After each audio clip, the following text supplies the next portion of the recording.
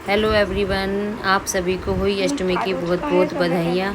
और हम लोगों ने आज ब्लॉग बनाया है होली अष्टमी को रेडी होते हुए और होली माता की आरती गाते हुए और वहाँ का जल सूर्य देवताओं को जल चढ़ाते हुए। तो आज का ब्लॉग मेरा यही है। पहन कर तैयार हो जाएंगी तो तो आप लोग मेरी वीडियोस में बने रहिए। तो सबसे पहले हम लोग रेडी होने लगे हैं। हाँ जी, रेडी होते हुए हमने साड़ियाँ पहनी है, चूड़ियाँ पहनी है। और ये हुई माता का पैंडल। हाँ जी, जो सबसे इम्पोर्टेंट होता है, जिसमें सेव होती है। और हर साल या तो एक दाना या दो दाना, आपकी इच्छा के अनुसार होता है कि आप एक दाना डालो या दो दाना। हम लोग तो अभी तक दो दो दाने ही डालते आए हैं। तो हुई अष्टमी में सबसे ज़रूरी चीज़ क्या होती है? सेव माता होती है। सेव माता और उनके दो दाने सेव माता की माला को अपने गंगा जल में धोकर उन पर टीका लगाकर अपने गले में पहना जाता है। तो हम लोगों ने भी इसी तरह किया है। और ये हमारी सासू माँ को देने के लिए है। साड़ी है, श्रृंगार का सामान है, सारा कुछ। हाँ, तो दो साड़ियाँ रेडी हैं। ये साड़ियाँ भी आपने देखी। हमारी साड़ियाँ आपको, सासू माँ की साड़ी आपको कैसी लग रही हैं, अच्छी लगी कि नहीं लगी? और हमारा गेटअप आपको कैसा लगा? आज होली अष्टमी वाला, करवा चौथ वाला गेटअप तो आपने देखा ही होगा।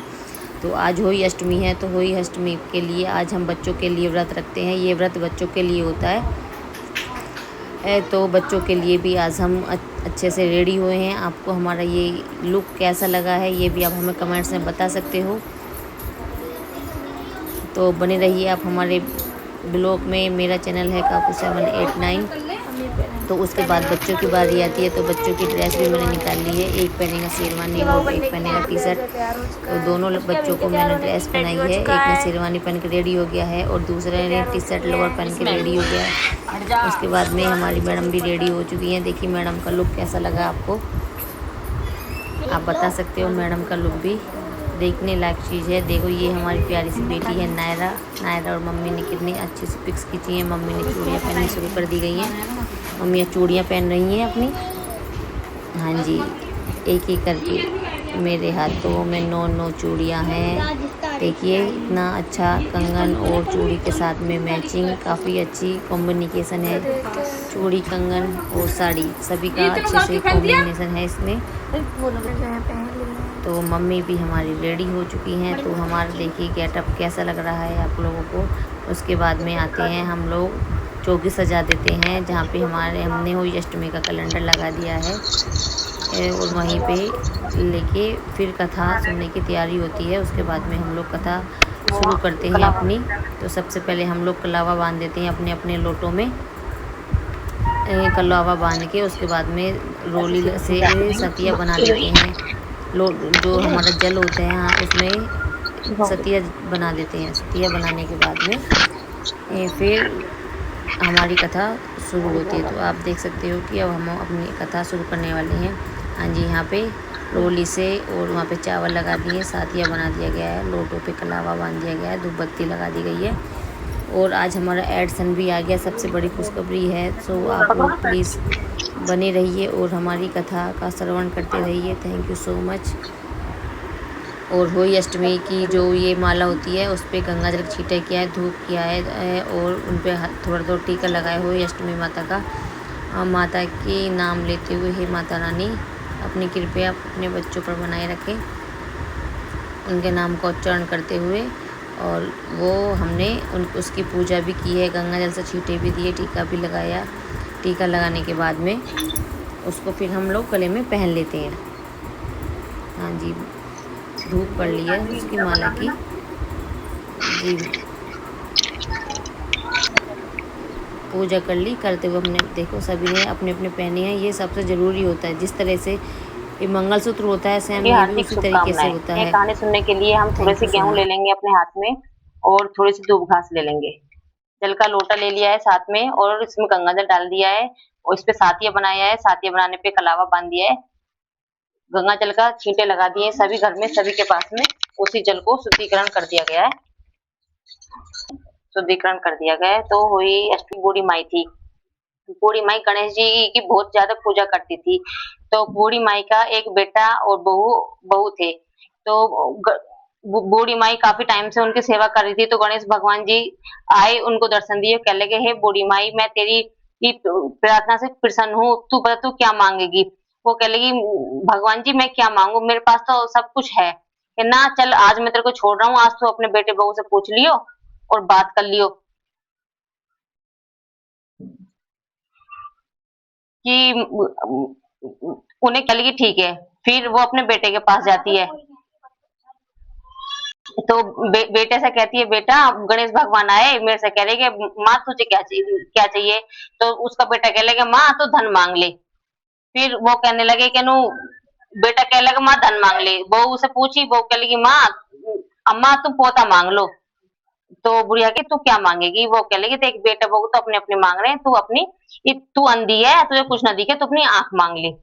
तो बूढ़ी हमारी रात भर सोचने लगी कि हे मैं क्या मांगू क्या मांगू। उसके बाद में जब गणेश भगवान आए सुबह 4 बजे उन्हें दर्शन दिए, कह लगी हाँ माई बोल क्या मांगेगी तू। तो माई ने बोली कि धन दे पूत दे और सोने के कटोरे में पोते को दूध पीता हुआ देखूं मैं। हाँ तो वो कह लगे गणेश भगवान माई तू तो बहुत चालू निकली, तूने तो मुझे ठग लिया। कहने क्यों ठग लिया, कहने माई तू तो कह रही मेरे पास सब कुछ है और आज तो तूने मुझे सब कुछ मांग लिया, धन धन ले पूत ले पोता ले कटोरे में दूध ले पीता हुआ देखूं मैं। तो कह रही कोई बात नहीं अम्मा अगर तूने मांगा तो वो तुझे सब कुछ मिलेगा। तो बूढ़ी अम्मा खुश हो गई, धन भी हो गया और उनको पोता भी हो गया और उनकी आंखें भी ठीक, अम्मा की आंखें भी ठीक हो गई बूढ़ी अम्मा की। और बूढ़ी अम्मा की आंखें ठीक हो गई और उन्होंने अपने उनको पोता हो गया तो उन्होंने अपने पोते को दूध कटोरे में दूध पीते हुए भी देख लिया। तो उनकी सारी इच्छाएं पूरी हो गई। हे गणेश भगवान जैसे आपने बूढ़ी माई की इच्छा पूरी की सभी की इच्छा पूरी कर, बोलो गणेश भगवान की जय। कार्तिक मास में है, वो 8वें दिन होती है दिवाली से, जिस दिन दिवाली होती है उसी दिन की होली अष्टमी मनाई जाती है। एक साहूकार के 7 बेटे और 7 बहू थी और उनके उनकी एक बेटी थी। तो दिवाली से पहले लिपाई पुताई करने के लिए वो लोग जाती है मिट्टी खोदने के लिए। पहले पक्के घर नहीं हुआ करते थे, कच्चे करते तो पहले लिपाई पुताई के लिए मिट्टी खोदने जाती थी खदानों में। तो जब वो मिट्टी खोदने खदानों में गई तो तो मतलब 7 बहू गई थी, बेटी भी गई थी। तो खोदते खोदते बेटी के हाथ से जो था साहू का बच्चा था वो कट गया। जब साहू का बच्चा कट गया तो साहू मैया जो थी वो रोने लगी कि तुमने अनर्थ कर दिया, मैं तुम्हें शराप देती हूँ और तुम 7 में से किसी की मैं एक कोख बांधूंगी। तो जो बड़ी बड़ी छह की छह उन्होंने मना कर दी कि हमारी कोख मत बांधो। तो छोटी वाली जो बहू ही उसकी वो कहने लगी कि अगर मैं ना करवाऊंगी तो माँ जी मुझसे लड़ेंगी कि मेरी बेटी का किसी ने साथ ना दिया। तो उसने कही साहू मैया आप ना मेरी कोख बांध दो, मेरी नंद को छोड़ दो, वो पराए घर की है, आप उन्हें छोड़ दो और मेरी कोख बांध दो। तो साहू मैया ना उसकी कोख बांध दी। सब लोग आ गए, अपना पूरा परिवार अपना करे खाए। वो छोटी वाली जो थी जैसे होली अष्टमी आती थी तो वो शाम के टाइम अपने बच्चों को याद करके उसके क्या ना बच्चे होते थे, लड़के हुए 7 दिन पूरे हुए, 7वें दिन लड़का खत्म हो जाता था, उनके बच्चे जिंदे नहीं रहते थे। तो वो एक पंडितानी के दौरे गई, कह लगी मैया मुझे ये बताओ कि मेरे बच्चे होते हैं लेकिन 7 दिन ही जीते हैं, 7 दिन के बाद मेरे बच्चे खत्म हो जाते हैं। वो कहने लगी कि साऊ मैया जो वो तुझसे नाराज है तो मैं कैसे करूं उसके उपाय के उपाय मैं बताऊंगी। तो एक साऊ गाय ही, हाँ तो वो उसके सुबह 4 बजे उठ के जाइए और साहू के यहाँ पे डेली मतलब गोबर जो पड़ा रहता है वहां से साफ करके झाड़ू वाड़ू लगा के सब आ जाइयो। इतना साहू मैया आएगी, इतना तो वहां से साफ कर आइयो। तो वो कम से कम 1 साल हो गए इसको ऐसे करते हुए, रोज सुबह 4 बजे उठ के जाती साहू मैया की सेवा करती। मैया रानी कह लगी आज तो मैं जल्दी जाऊंगी, ये कौन है जो मेरी इतनी सेवा कर रहे हैं।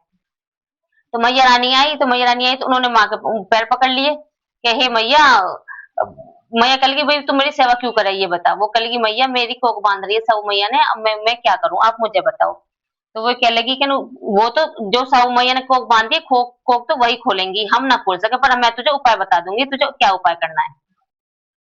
वो कह लगी कि ठीक है मैया। वो कहती है कि रास्ते में जाइयो, रास्ते में तुझे जो कोई भी मिले साहू मैया मतलब कोई भी मिले सबके मतलब पैर छूती जाइयो, किसी की मदद करनी हो उसकी मदद भी करियो।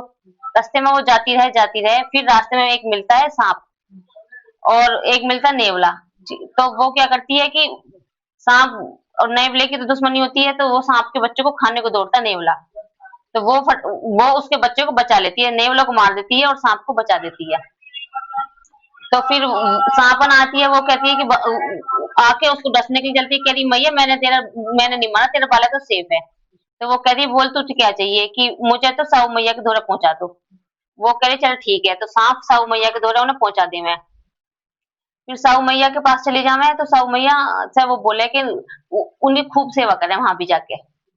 तो साहू मैया प्रसन्न हो गए तो कह लगी, जब वो जैसे निकल के आती है अपनी बिल से साहू मैया, तो उनके पैर पकड़ ले वो उनके दूध दे पूत दे, ये सब आशीर्वाद देवे, सदा सुहागन रहो और बाल पोते हो। वो कहे मैं कैसे हूँ, पूनम तो मेरी कोख बांध रखी है, मेरे घर में कैसे बाल फुलवाड़ी खिलाएगी। तो वो कहने लगे कि अब तो मैंने तेरे को वचन दे दिया, अब तो मैं अपने वचन देने के बाद वापस ना होते, कि माँ तो अब मेरा तो घर में कोई भी ना है, कि जा मैंने तुझे दिए। वो गंगा जल लेती है और गंगा जल थोड़ा सा छिड़क देती है उसी जगह पे। तो जो उनके 7 बेटे मरे थे ना, वो सारे 7 बेटे उनके घर जिंदे हो जाते हैं और उनकी बहू भी आ जाती है साथ में। तो वो ना आशीर्वाद दे के वहां से फिर वो निकल जावे। तो वो आजा घर आके अपनी वो देखी 7 बहू बेटा सब उनकी खूब जगमग होती रहे, सब अच्छा कर ले। बहू बेटे इतने वो आवे कि माँ तुम कहाँ गई, कि माँ मैं किसी काम से गई बेटा, आ गई। फिर जो देवरानी जिठानी हो, मैं 6 बहन के में एक जल्दी जल्दी बना खा लो, नहीं तो फिर सांझ होगी, फिर वो रोने लग जाएगी, फिर हम पूजा पाठ भी ना कर पाएंगे। तो उस दिन तो वो ना रोई, उसने अपनी बच्चे भेजे कि जाओ चाची के घर देख के आओ, चाची क्या कर रही है, आज तो चाची रोई भी ना। वो कह फिर बाल बच्चे हैं, कल की वहां तो पूरी कचौड़ी बन रही है, 7 प्रकार के पकवान बन रही है, कढ़ाई चल रही है, सब काम हो रहे हैं। तो वे देवरानी जिठानी जो ही वे आई भगी भगी कहने लगी कि अरे क्या ऐसा क्या हो गया तेरा, कि मेरी साहू मैया ने जो कोख बांधी, मेरी साहू मैया से मेरी कोख खुल गई है। साहू मैया जैसे तू सब किया ऐसी करियो, कोई गलती अगर हो जाए तो माफ करियो, भूल चूक माफ है, आप बालक हम दे रही है, हे साहू मैया की जय। साहू मैया की आरती। राधाष्टमी के दिन मतलब राधा कुंड होता है वृंदावन में, हाँ उसमें नहाना चाहिए, वहां से प्रतिज्ञा करनी चाहिए, वहां से जो प्रतिज्ञा करता है उनकी सफल होती है, उनकी हमेशा संतान होती है, नहीं संतानों के सबके संतान हो जाती है। तो ये राधा कुंड का जो है ये सबसे अच्छा महत्व है, राधा कुंड में जरूर एक बार जाके नहाना चाहिए होली अष्टमी वाले दिन का। जो होली अष्टमी वाले दिन जाके नहाएगा उनकी सभी इच्छाएं पूरी होती हैं, जिनके बच्चे नहीं है वो भी और जिनके बच्चे हैं वो भी, लंबी आयु उनकी बनी रहती है। तो राधा कुंड का जो महत्व है ये भी सबसे अच्छा महत्व है।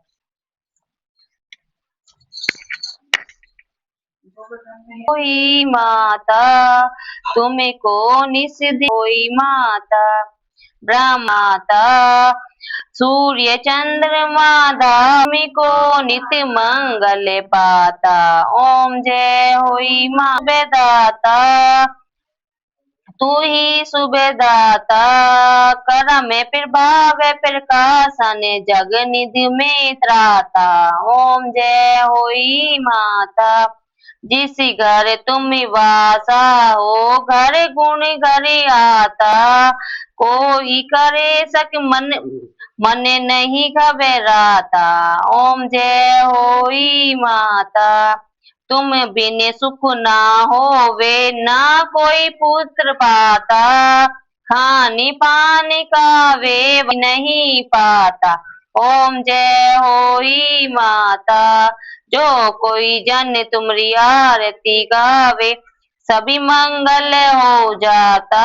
ओम जय होई माता, जय होई मैया की जय।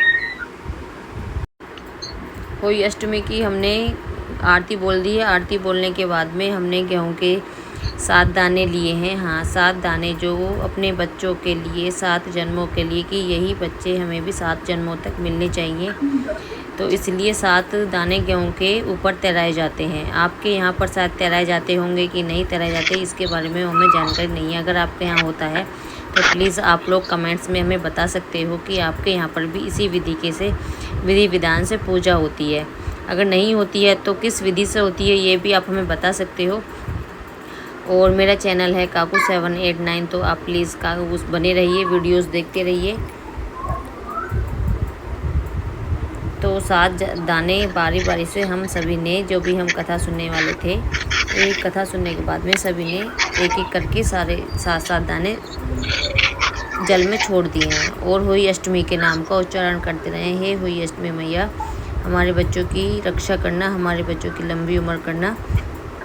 इसी तरीके से माता रानी के नाम का उच्चारण करते हुए और हम सूर्य देवता को जल देने के लिए निकल देते हैं। सब लोग अपने अपने लोटा लेके, हाँ जी, ऊपर सूर्य देवता को जल देने के लिए जाते हैं। जीने पर चढ़ते हुए निकलते हैं सूर्य देवता को, और सूर्य देवता को बारी बारी से सब लोग जल चढ़ाते हैं और सूर्य देवता के नाम का उच्चारण करते हुए ओम सूर्य देवताय नमः, ओम सूर्य देवताय नमः, ओम सूर्य देवताय नमः।